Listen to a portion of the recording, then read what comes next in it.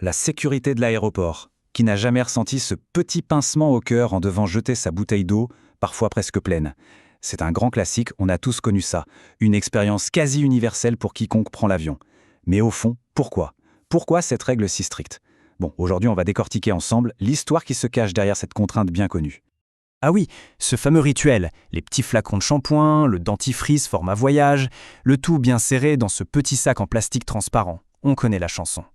Une règle qui, soyons honnêtes, a l'air un peu arbitraire, mais qui est pourtant appliquée à la lettre partout dans le monde. C'est tellement devenu un réflexe qu'on en oublierait presque de se demander, mais d'où ça sort au juste?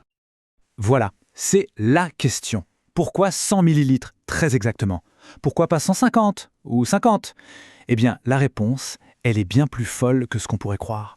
Elle est liée à un événement qui a failli tourner à la catastrophe aérienne. Et restez bien jusqu'au bout, parce qu'il se pourrait qu'un gros changement se profile enfin à l'horizon. Alors, pour comprendre d'où vient cette règle, il faut faire un petit retour en arrière. On est en août 2006 à Londres. C'est là, et à ce moment précis, qu'un complot terroriste a été déjoué. Un complot qui a directement mené à la règle des liquides qu'on applique encore aujourd'hui.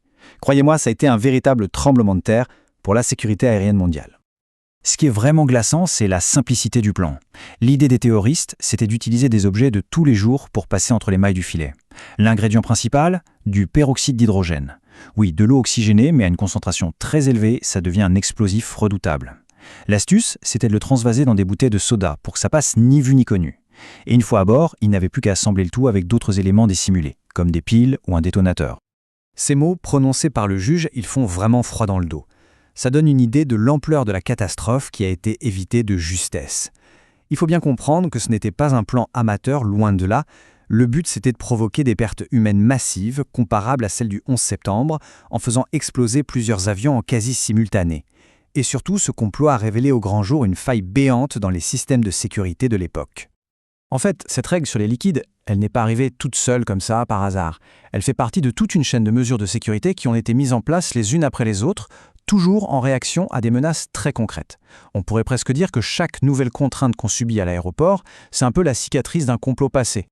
Regardons un peu cette chronologie. Tout bascule, bien sûr, après le 11 septembre 2001. Ensuite, quelques mois plus tard, en décembre, il y a Richard Reed, le fameux shoe bomber, qui tente de faire exploser un vol avec une bombe dans ses chaussures. Et hop, conséquence directe, on doit tous retirer nos chaussures au contrôle. Vient ensuite 2006, le complot des liquides, qui donne naissance à notre règle des 100 millilitres. Et enfin, en 2009, la tentative de l'Underwear Bomber a provoqué le déploiement généralisé des scanners corporels. C'est un schéma très clair, à chaque nouvelle tactique terroriste, on ajoute une nouvelle couche de sécurité. Parce qu'il faut bien se rendre compte que mettre en place une interdiction mondiale sur les liquides, ce n'est pas une petite affaire. C'est une mesure qui a peut-être été cruciale pour la sécurité, mais qui a eu des conséquences en cascade absolument énormes pour tout le monde, les passagers, les aéroports et bien sûr les compagnies aériennes. Et là, on touche vraiment au cœur du problème, au dilemme permanent de n'importe quel aéroport. D'un côté, il y a l'exigence de sécurité absolue. C'est la tolérance zéro, l'idée qu'il faut bloquer la moindre menace potentielle. Mais de l'autre côté, un aéroport, ça reste un business. Son but, c'est de faire transiter des millions de passagers le plus vite et le plus fluidement possible. Et évidemment, chaque nouvelle mesure de sécurité, c'est un grain de sable dans cette mécanique bien huilée. Ça ralentit tout, ça crée des files d'attente, et au final, ça impacte l'expérience de tout le monde. 7,4 milliards de dollars. Ce chiffre donne le vertige, non? C'est le coût annuel, chaque année, des mesures de sécurité post-11 septembre pour le secteur aérien. Ça comprend le personnel en plus, les nouvelles technologies, le temps perdu. C'est une facture énorme. Et au bout du compte, ce fardeau financier, il est forcément répercuté quelque part. Et c'est souvent sur le prix du billet. Alors, la grande question, est-ce qu'on est condamné pour l'éternité à transvaser nos gels douche dans des mini-flacons? Eh bien, la bonne nouvelle, c'est que peut-être pas. La technologie, heureusement, ne s'arrête jamais, et avec elle, il y a un véritable espoir de voir cette règle appartenir un jour au passé. Et cette technologie qui change la donne, elle est déjà là. Il s'agit des scanners CT, pour tomographie informatisée. Pour faire simple, c'est exactement la même technologie que les scanners médicaux, ceux qui permettent d'avoir des images super détaillées de l'intérieur du corps. Sauf que là, on l'utilise pour regarder ce qu'il y a dans les bagages. L'avantage de ces scanners, il est double.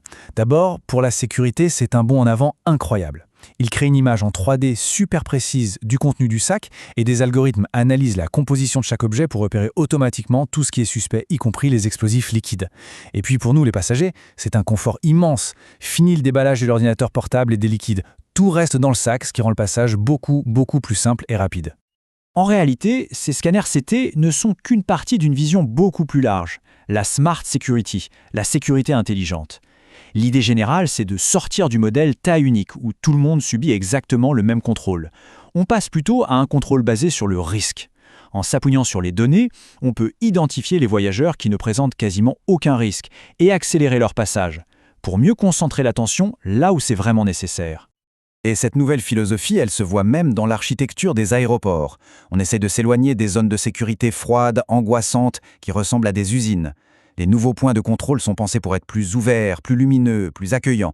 L'objectif est clair, faire baisser le niveau de stress et changer la perception pour que le passager soit enfin traité comme un client et non plus comme un suspect potentiel. Mais tout ça nous amène à une dernière réflexion un peu plus critique. Toutes ces mesures bien visibles, tous ces rituels qu'on nous impose, est-ce que tout ça est vraiment efficace? Ou est-ce qu'on est un peu dans le spectacle? La question mérite d'être posée. C'est un expert en sécurité très respecté, Bruce Schneier, qui a popularisé ce concept de théâtre de la sécurité. Son idée, c'est que beaucoup de mesures très visibles, comme le fait d'enlever ses chaussures, ou justement cette restriction sur les liquides, sont surtout là pour rassurer les gens, pour donner une impression de sécurité, plutôt que pour être réellement efficaces. Selon lui, le vrai travail antiterroriste, le plus important, il se fait bien en amont, grâce aux renseignements, bien avant que le moindre passager n'arrive à l'aéroport. Et c'est ça la question fondamentale qui demeure. Comment trouver le bon équilibre entre le fait de se sentir en sécurité et le fait d'être réellement en sécurité? Ce n'est pas toujours la même chose. La prochaine fois qu'on passera un contrôle, on pourra se poser la question pour chaque étape. Est-ce une barrière efficace ou un geste symbolique? La technologie nous promet un avenir plus simple, c'est certain, mais ce défi de distinguer la vraie protection du théâtre de la sécurité, lui, restera toujours au cœur de nos voyages.